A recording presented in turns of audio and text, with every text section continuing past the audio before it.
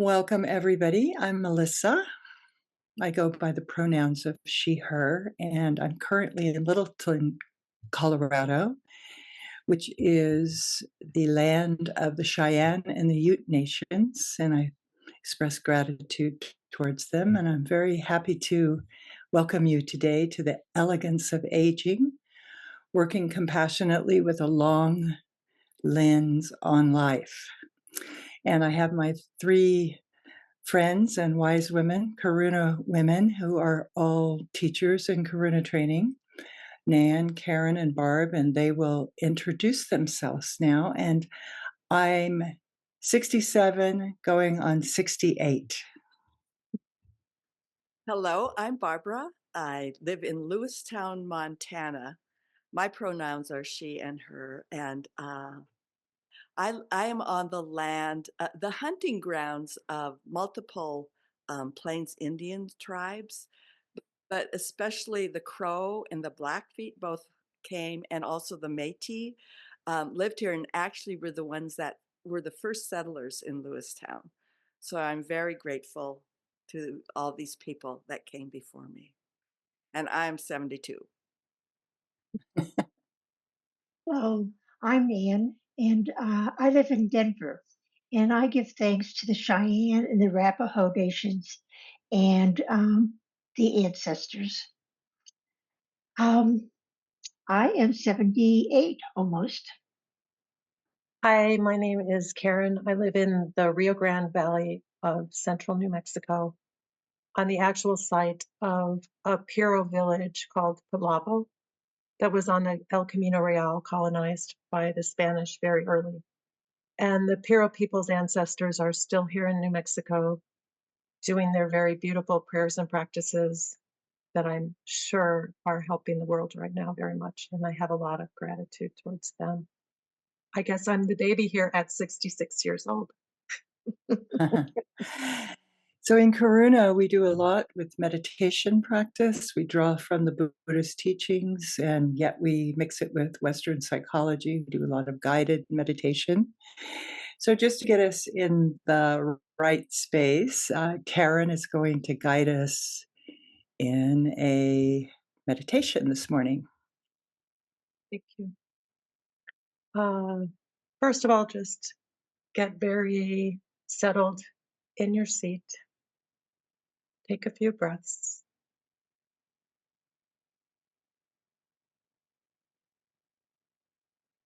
And to begin today, we will touch into the ancestor stream that holds you, that brought you into being, and that you are always a part of. Earth and the elements are our primordial human ancestors. So begin by sensing the earth, her depth, weight, substance, and your own bones as earth.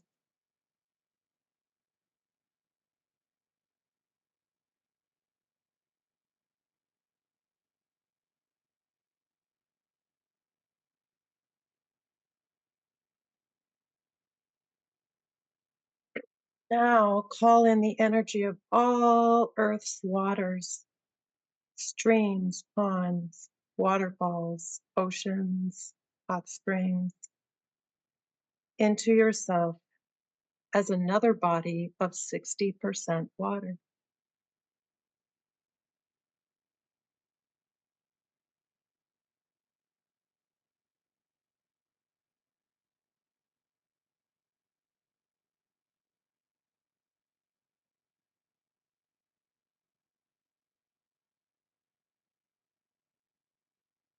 Fire is the powerful ancestor that keeps all life going.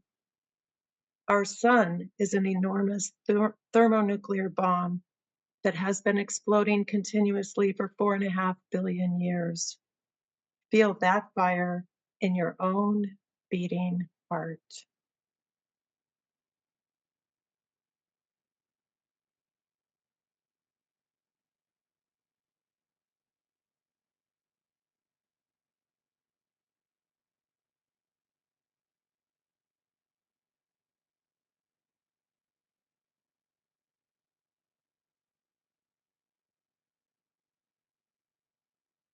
We exchange every moment with the element of air. With each breath, we become air, and air becomes us.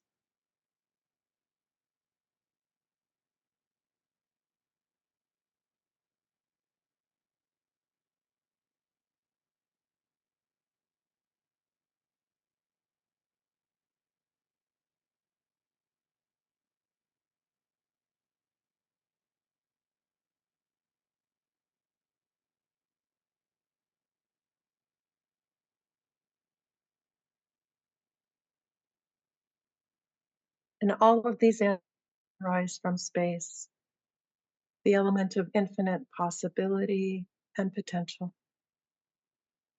In space, there is only the thinnest of veils between you and all your known and not yet known ancestors, every lineage that has offered you wisdom. Take a moment to feel all of that love that surrounds you.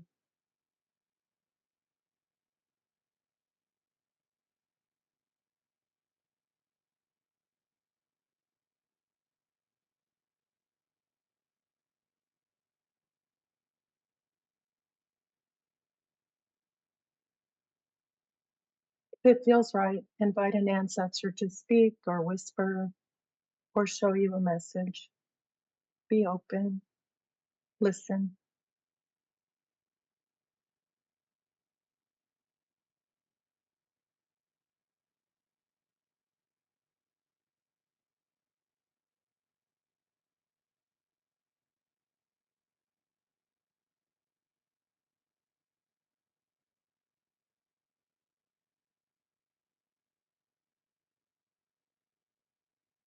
Now, in your own way, with your own words or actions, offer thanks to all of these lineages, all of your ancestors, and the five elements.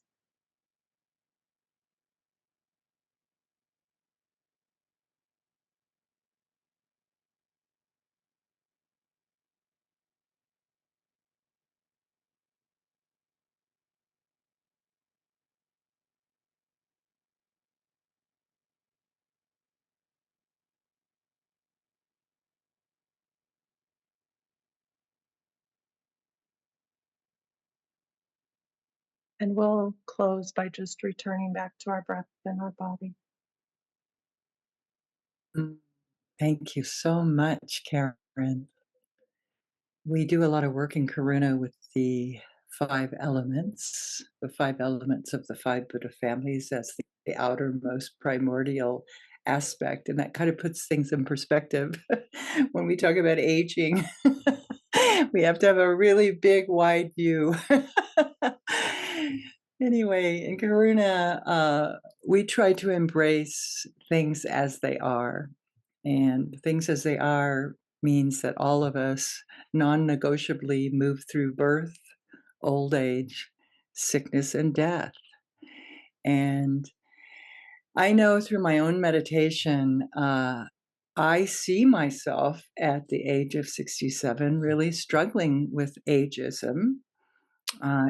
Spending time in front of the mirror, looking at the lines, investing in stupid creams that don't really work.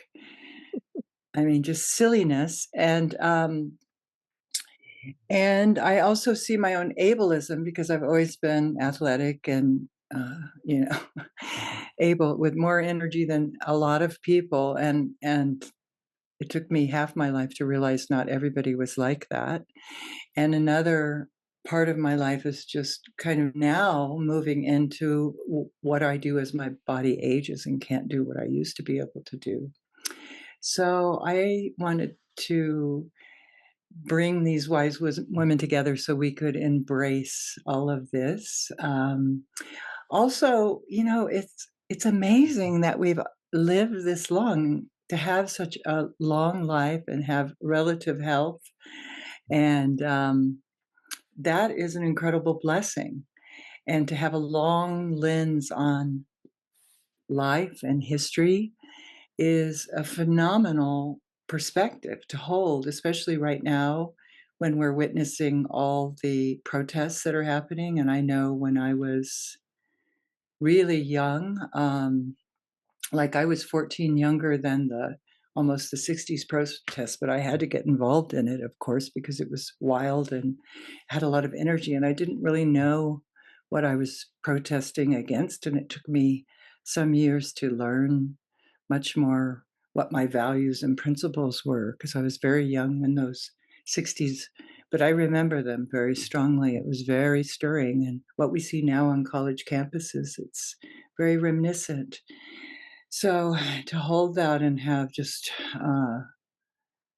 a very wide, long lens and not go into reaction or judgment. One of the themes we could talk about together is knowing if we had known then what we know now, right? How much wisdom we accumulate in life, how much perspective we gain, hopefully. I mean, I pray that I've gained perspective. I don't know. Do you have thoughts on this? Any of you? Well, Sure you one of the do. things I thought while you were talking, Melissa, is that with the long lens, something we bring like to the protests is that sense of maybe how to protest with an open heart without fixing Mhm. us and them. Because from the Yeah. 60s, I remember, and Pema Chodron talking about the peace activists hitting each other over the head with their peace signs, you know, so that with the long lens, we bring more of a sense of protesting. I guess that's what I was thinking, with an open heart. Right. Like protest is rousing our voices to be heard Right. with an open heart. Interesting. No us and them, if we Yeah. could get to that. Yeah. Yeah, yeah. Ooh, how do you do that? How do we do that? I In the really, moment. I mean, in the moment, right? Yeah. Yeah. Yeah. You're muted, Nan. Mm. Right? I'm thinking about separation and, all the ways that, as I look back, that on a personal level, that I um, intentionally and sometimes unconsciously would separate myself from others.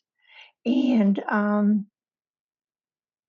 in a lot of it was blaming and other ways of wanting to be maybe better than. And and um, and I have to say that as I am these years, I don't want that for myself. I don't want that to have that closed heart that Barbara's talking about. And I want there to be for myself and and for others this feeling that um, we really are at one, and that's so hard to know. But I truly believe that with that, then so many of these other problems can dissolve. Um, and how we get there, Melissa, I don't know. Remembering our interconnectedness, right? Yeah, which The is a other thing very I thought of is holding paradox. You know, Mhm. really, that's something I think I become a little bit more comfortable with as I age, is that, we don't really, we hold both and try to ride that. So that maybe brings us into regret, working with our regrets. But one of the things about long life is just seeing maybe those places along the way where we did things that we feel bad about for ourselves or other people, how we hurt other people, or we chose. One of the things I thought about regrets is that with life we have to make choices. That's what it is about. The impermanence. We go one way or the other, and life continues. And I think for me that I have regrets about some of the choices I made along the way, and the actual choice is long gone, but kind of the echo is sometimes the regrets that I'm feeling. And I think with the long lens of life, those regrets ease, especially we have to hold the person we were at the time when we made the decisions we made, and that really with in the Karuna practices, I think, is one of the things that have been so beneficial is that holding with tenderness who we are and how we arise and how we arose back there. And with working with regrets for me, now it's like noticing when they come up because they're not always there, at least consciously. But if they come up, it's like, oh, okay, what is this about? What is this wanting Mhm, to teach me now? If I with more mhm, awareness, and then being able to work with the feelings underneath the regret, which for me generally is sorrow, you know, of having made some of the decisions that I made through life. Sometimes it's like full circle, coming back and seeing things with a long lens, but kind of from a different perspective, and just kind of holding ourselves now too with gentleness. I was just Mhm. going to say quickly that I've, in the past few weeks, I've been talking and loving on the teenage girl that I was. And I feel like I never gave her enough respect, and I'm giving her all that love and respect now because I'm thinking, "You are amazing, little girl." And, and I'm seeing, like, how she worked to stay open when everything was telling her not to, you know? And mistakes were made, but, mm, I'm actually so proud of that 16-year-old girl now, mm, and mm. I'm sending a lot of love in her direction. Yeah. And Barb, you said something that reminded me that it used to be when I look back, I had such intense feelings about my misgivings and what I had done. And I really couldn't go there. I had to block it off. And, of course, there's all sorts of great ways to do that. But I just was not going to go back to those old wounds. But I know it was through Karuna that I really started to learn how to be with my intense feelings. And it's with that that I have been able to, like you said, with tenderness and kindness, start to have those memories and have some peace around them.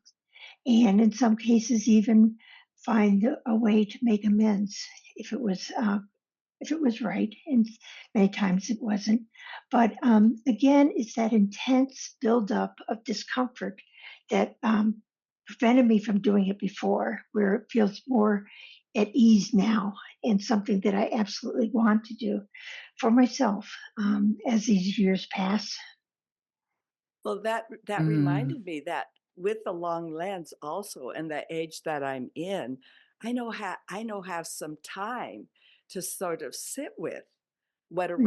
arises with these regrets. Like when I was raising kids and working full time and all that stuff. I mean, it's not like they weren't there, but I didn't really have time to, hang out and kind of process that the way I can now in some ways. Yeah. Yeah. yeah. I think that long journey of forgiving ourselves for some of the things that we've done, that forgiveness, how that Right. seeps into our hearts, and how forgiveness has to be like an embodied letting go, like we don't grasp on and chew on it anymore. Right. It is acceptance, but it's And I think there's definitely, some things we're gonna just have carry with us through the end of our lives, and having somehow being okay with that. That okay, this is kind of with me, like an old friend. I mean, sometimes I think maybe next life, right? maybe next life. Yeah, I'm serious about that. I've never kind of understood people saying no regrets. I don't have any regrets in my life. It's like, That's not where I am for sure. But it's workable. See, that's the thing. It's all workable, Mm. and we get to hold where we are because we can't go back and actually fix what happened, but we can see how it's arising today in our lives today and kind of work with the juiciness Mhm, of mhm. the the emotion that's with the regret, whatever it is. Beautiful. Well, I want to talk about as I look back at identities, and I realize how many I have carried with me, and and well, let me just tell you, hockey player in high school, but never an athlete. A student, of course, a teacher in many different forums, the identity within my family of being the oldest of five, and then the caregiver for my parents as they were dying. Um, and then even in retirement, I've had many other identities. Leadership roles at the Buddhist Center. It goes on and on. And I look back and I said, what was that all about? I was always working so hard at becoming something. What was that all about? And it's just, I have to say now, as I age, I could take on the identity of an old woman, a crone, but I kind of don't even want that. I just don't want anything. I just want to be. And the just want to be here and present with my life and what is real and here and now. Yeah. Recently, I Mm. called someone who I knew was having a surgery on her spine, and in the conversation, she was very upset and kept going on and on to say, "Nan, you don't understand how hard this is. I'm an athlete."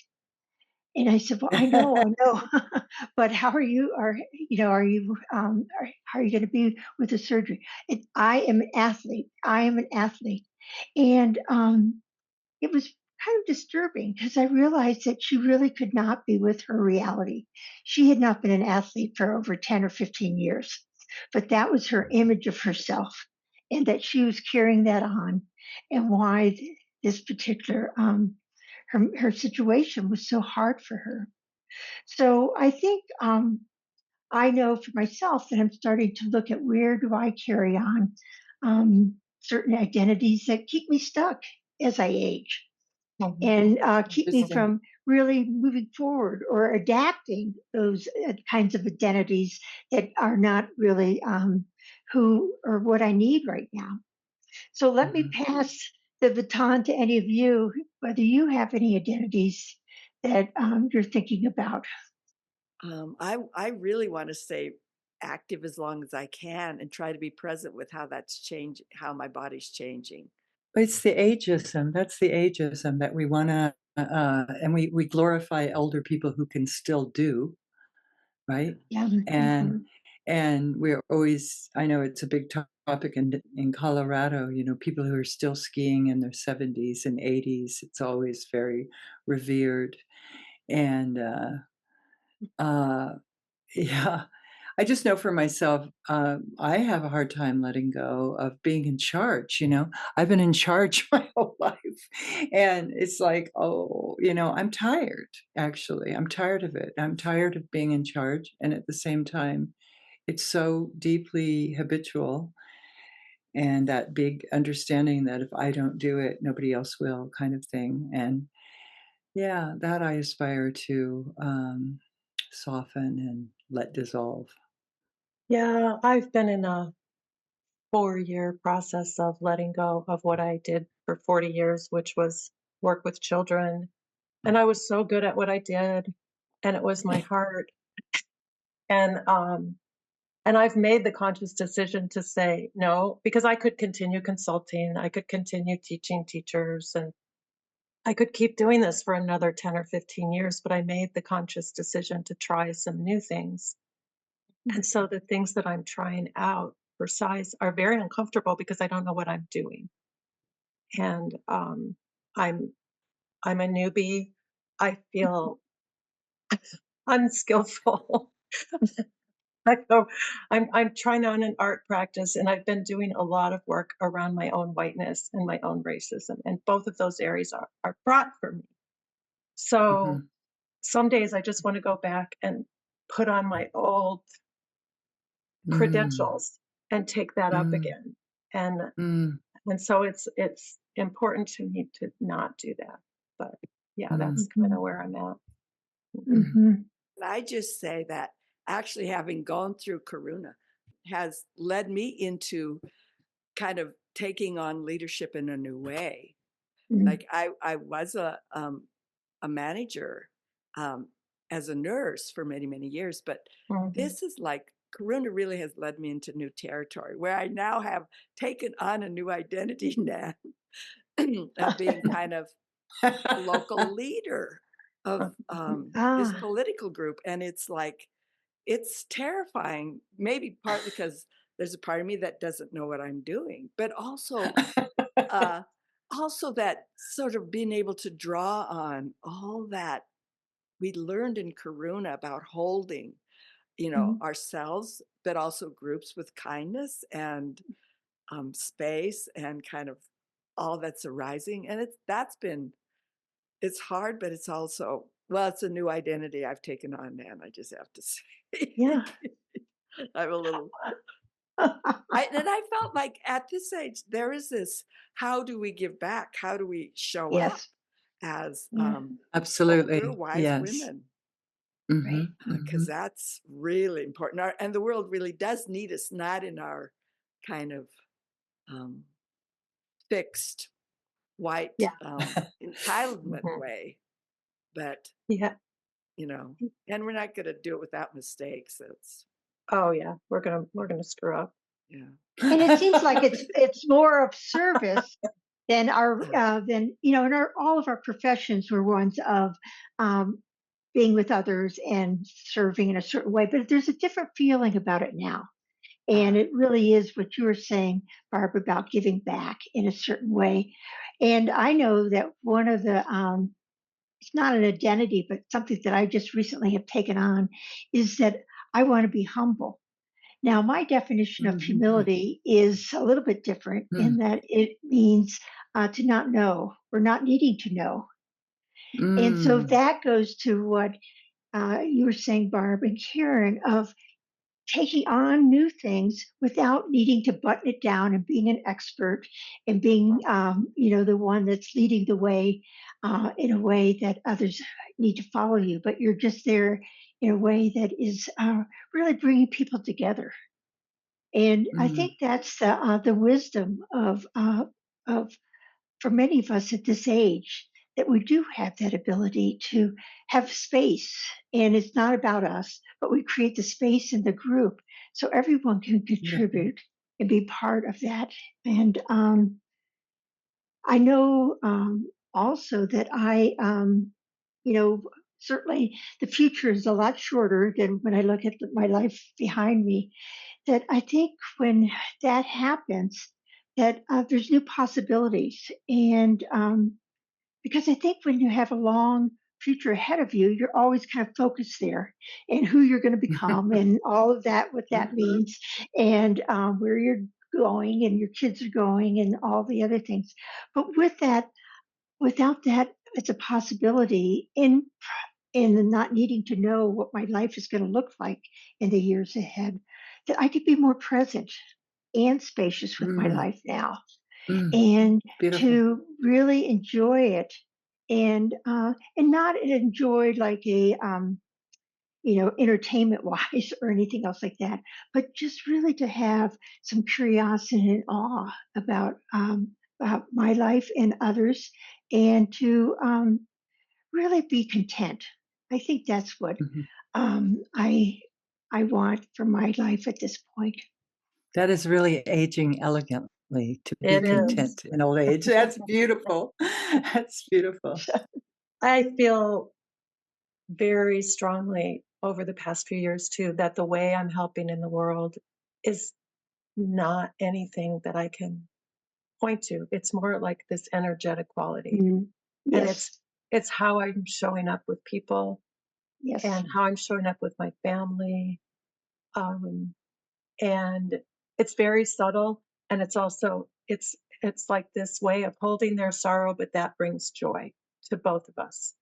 And Mhm. I feel like I learned that from compassionate exchange in Karuna, where I learned how to just be with my own feelings and the other person's feelings, and not have to fix anything, not have to fix anything.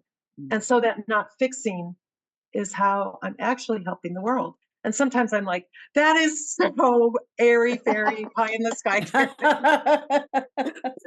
But then No, but when I have the experience of it with another human body, it feels yeah, so good and so helpful, as if we've both gotten a little more free, you know? yeah. Mhm. And But yeah, that's trusting the basic sanity that's always there. It's so yeah. beautiful.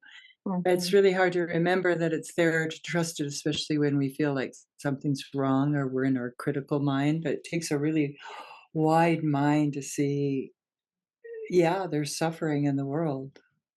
People suffering. We know that. And we don't have to deny that. We can allow that in. Often we can't fix it except we can be compassionate towards it. And that is, there's some kind of oscillation to open our hearts wider or something. I mean, I feel that with the current events of the day, like stay present, get educated, understand as much as you can, hold a very wide mind, don't take sides, be in equanimity, just reminding myself of the principles that we study in Karuna and Yeah. where they really rock meets bone.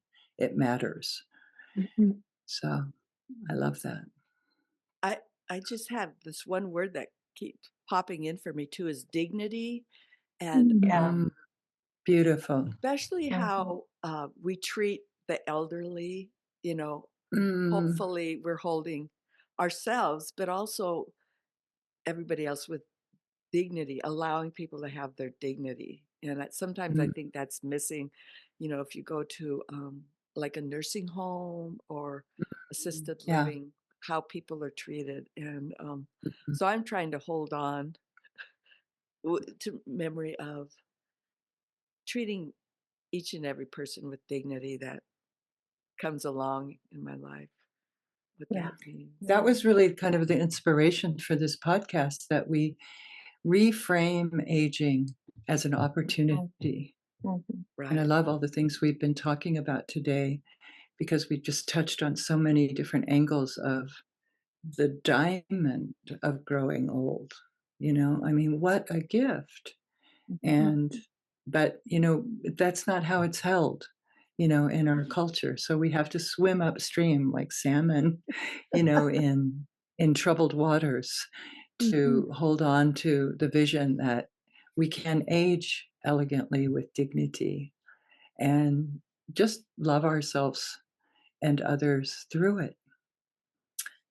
If Uh, you take that metaphor on, it's like, and then we spawn at the end when we die, we leave our yeah. gifts in the Mhm. gravel. Yeah. Beautiful, beautiful, beautiful. And I Oh, also I thought thank this is you. last, okay, Mm, one last little teeny thing is that if there's nothing else I can do, if I'm sitting in the nursing home and I'm drooling, I don't know that I just feel like there's some sense of presence that I'll be able to hold on to be giving back, to giving to myself and giving to other people in the world. That we mm, always have that to give. mhm. Well, one thing is you're fostering a kind heart, which will inevitably, Yes. even if Wow. we lose our, Mhm. if we lose our faculties and we lose our functioning, that kind heart, I think, prevails. Hmm. And I'm at my mother too, Melissa. Yeah. Yeah, my mother right now has dementia that's getting worse, and she knows she has it, so she's suffering a lot. And watching my father's care for her, where he's keeping her, allowing her dignity, and also what that's costing him. I mean, I've seen my father cry for the first time in Mm, in the past years, and mhm, but I was able to be with him when he was crying, and I didn't tell him mhm, everything was okay, and I didn't try to fix the situation, mhm, and he felt held. But he is holding my mother with such care and dignity, that she's not having the behaviors you associate with dementia because Oh, she how trusts him. lucky. I know. Mm. And so it's That's not a touching. disaster. It's not a disaster like, I say my mother has dementia and people go, "Oh my God, that must be terrible." It's not. It's like this process Mhm. that she still is her. And actually she has lost her snark. So she's easier to be around. And so I have so much gratitude that I've lived long enough to be with my mother in this way. It's such a gift. Beautiful. Yeah. Yeah, that's beautiful. Yeah. And I aspire to be like my mother, who I watched grow old, and in her last years, she died at the age of 95, and but she had such gratitude and without complaint. It's without that complaint that I really want to have for myself too. Beautiful. Thank you all so much for coming on and talking about this. I think we want to dedicate the merit in some way, right, Nan? Yes, yes. And we dedicate the merit at the end of a program or gathering or a practice as a way to not hold the benefits, but to be able to extend them to all others. Or else, if you have someone in particular that you want to dedicate or the benefit of this practice to, that may be someone that you'd want to think about at this point. And I would offer, if you have someone that you think is really struggling with their aging, that this may be a good time to have them in your thoughts. So, this is a prayer for the passing of time, and it was written by Louis Richmond as part of a book that I like a lot, Aging as a Spiritual Practice. As everything ages and passes away, may each of us be kind to ourselves. As everything ages and passes away, may each of us accept joy and sorrow. As everything ages and passes away, may each of us be happy and at peace. Thank you so much. I just want to say a few things about upcoming events in Karuna. We're just about to launch a new basic cohort, which is a 21-month program that begins in September. There's 3 retreats, in-person retreats, and the rest is online. And if you go to Karuna-trained.com, you'll be able to find out more about the basic training that's starting. And leading up to that, we have a couple of weekends. I'm teaching one in San Diego, June 8th and 9th, which is really setting it up as an evocation to learn about our wisdom mandala. And we will actually work with the wisdom mandala in ritual for the whole weekend and evoking some of our methods and what sits on our heart. That's June 8th and 9th in San Diego. And similarly, in Los Angeles, June 15th and 16th, another gathering. So please go to our website and join us. Thank you. And we could just bow out. Thank you, everybody.